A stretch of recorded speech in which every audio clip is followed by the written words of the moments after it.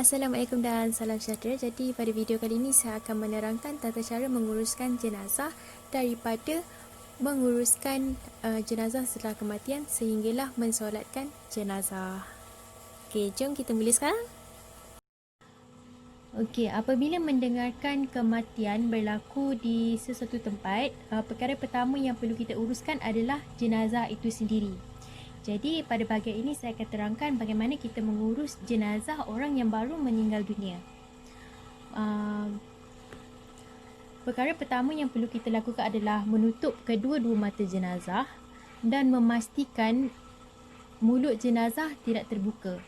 Untuk itu, kita perlu mengikat rahang jenazah untuk mengelakkan mulut jenazah ternganga ketika pengebumian nanti. Untuk ini kita dah ikat dengan satu kain bersih dan kita pastikan seterusnya kita melegakan sendi-sendi jenazah. Kita urutkan dia supaya jenazah tidak mengeras. Dan pada tahap yang ketiga kita perlu meletakkan pemberat pada perut jenazah untuk mengelakkan perut jenazah kembang. Seterusnya, jenazah perlulah tangan jenazah perlu diletak seperti qiyam dalam solat fardu dan mayatnya perlulah dilapik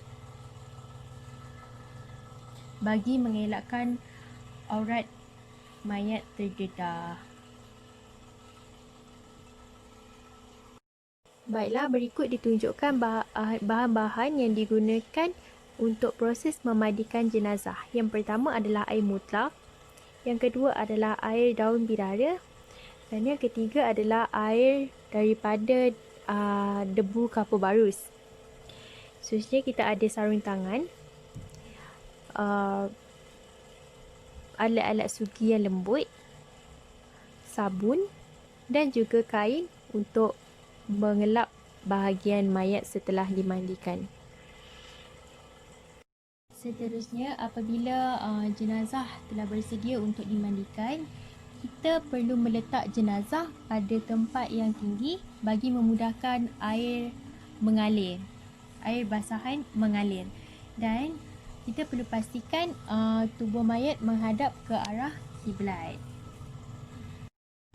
Kemudian, ketika jenazah sudah berada dalam keadaan yang betul, kita perlu menutup tubuh mayat untuk memastikan aurat beliau terjaga walaupun setelah meninggal dunia.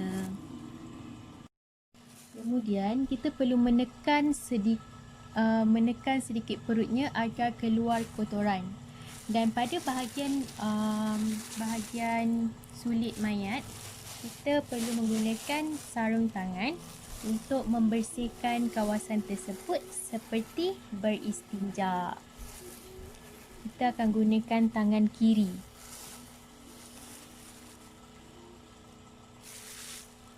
Begitu juga dengan gigi-gigi mayat, mulut, kuku, telinga dan tubuh mayat yang lain. Kita juga perlu bersihkan seperti kita memandikan diri kita sendiri. Kemudian, air-air yang telah kita campurkan dengan air mawar, kapur barus, cendana dengan yang lain, kita akan jiruskan pada bahagian mayat. Dan seterusnya kita perlu lafazkan lafaz niat memandikan jenazah. Nawaitul rusla li hazihil mayyitati lillahi ta'ala. Seiring dengan itu, kita perlu menjuruskan air ke seluruh tubuh mayat bermula daripada bahagian sebelah kanan sebanyak 3 ataupun 5 kali dan seterusnya pada bahagian kiri. Untuk ini kita perlu pastikan sapuan adalah daripada bahagian atas sehingga ke bahagian bawah. Dan seterusnya untuk bahagian kepala mayat, kita perlu pastikan sebelum menjirus air, kita perlu menutup mata mayat bahagian muka. Kemudian barulah kita jiruskan seperti biasa. Seterusnya, untuk membersihkan pada bahagian belakang, kita perlu pusingkan tubuh mayat. Begitu juga di bahagian sebelah kiri.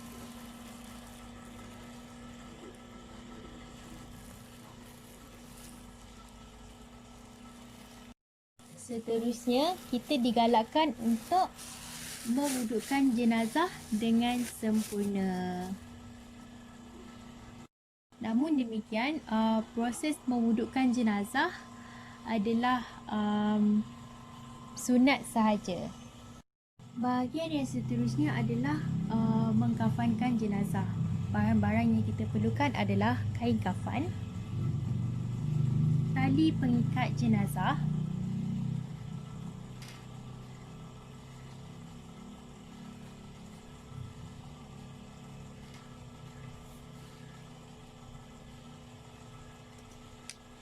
wangian, kapur barus dan juga kapas.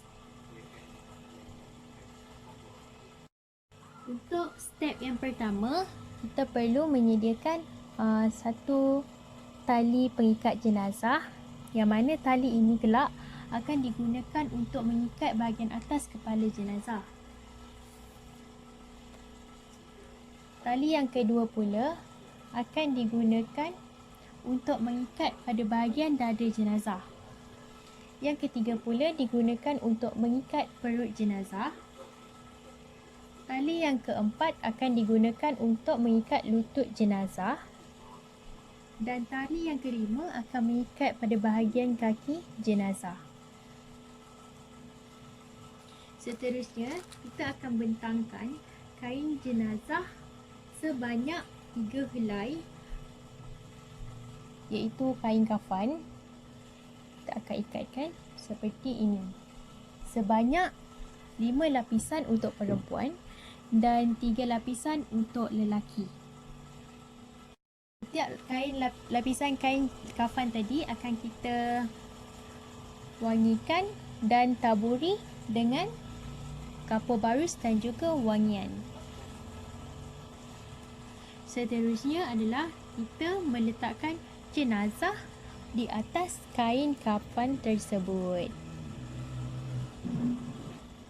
Kemudian pada peringkat ini kita kena pastikan tangan jenazah adalah dalam keadaan qiyam dan kaki jenazah dirapatkan. Dan seperti biasa, jenazah akan dibalut sebegini. Okey, langkah yang seterusnya adalah jenazah akan langkah seterusnya adalah membungkus jenazah. Jadi kain kafan yang berada di sebelah kanan akan diletakkan meliputi jenazah terlebih dahulu. Seterusnya kain kafan yang berada di sebelah kiri. Untuk ikatan yang pertama, ikatan perlu dimulai daripada atas.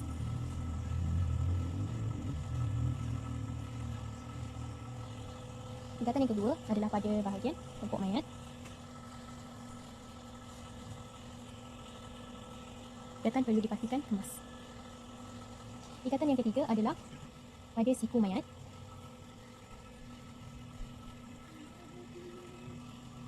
Ikatan yang seterusnya adalah pada lutut mayat.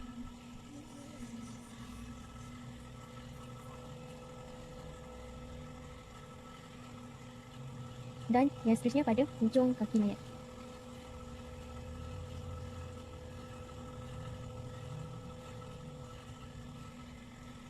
Dan pada bahagian ini, mayat sudah bersedia untuk disolatkan. Jadi seterusnya adalah mensolatkan jenazah. Kita ada 7 langkah dan ia akan dipericikan.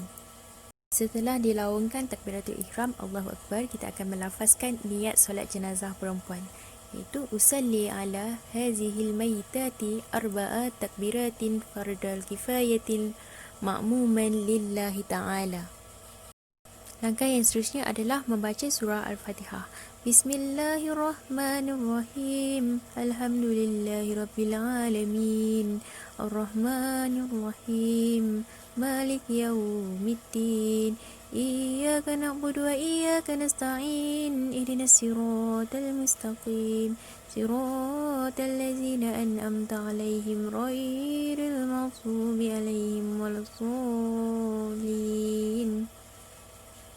Seterusnya adalah takbir kedua yang diiringi dengan selawat. Allahumma salli ala Muhammad wa ala ali Muhammad kama sallaita ala Ibrahim wa ala ali Ibrahim wa barik ala Muhammad wa ala ali Muhammad kama barakta ala Ibrahim wa ala ali Ibrahim fil alamin innaka Hamidum Majid. Seterusnya solat diteruskan dengan bacaan doa untuk si mati. Ya Allah, ampunilah baginya dan kasihanilah dia dan afiatkan dia dan maafkanlah kesalahannya dan muliakanlah kedudukannya dan lapangkanlah kuburnya dan bersihkanlah dia dengan air salju dan air dingin. Bersihkan dia dari kesalahannya sebagaimana dibersihkan kain putih dan kotoran. Dan gantilah kampungnya dengan kampung yang lebih baik dan ahli keluarganya yang lebih baik. Suami isteri yang lebih baik, masukkanlah dia ke dalam syurga dan lindungilah dia dari siksa kubur dan fitnahnya dan dari siksa neraka. Langkah yang keenam pula adalah kita berdoa sekali lagi untuk si mati yang berbunyi, Ya Allah, janganlah engkau haramkan permohonan kami untuk kebajikannya dan janganlah engkau membiarkan kami ditimpa fitnah setelah ketiadaannya dan ampunkanlah kami dan dia juga rakan kami yang terdahulu beriman dan janganlah engkau sematkan perasaan hasad dengki ke dalam hati kami terhadap orang-orang yang beriman. Tuhan kami, sesungguhnya engkau bersifat pengasih dan penyayang. Seterusnya adalah memberi salam ke kanan dan juga ke kiri. Assalamualaikum warahmatullahi wabarakatuh. Assalamualaikum warahmatullahi wabarakatuh. Jadi, itu sahaja daripada saya. Terima kasih.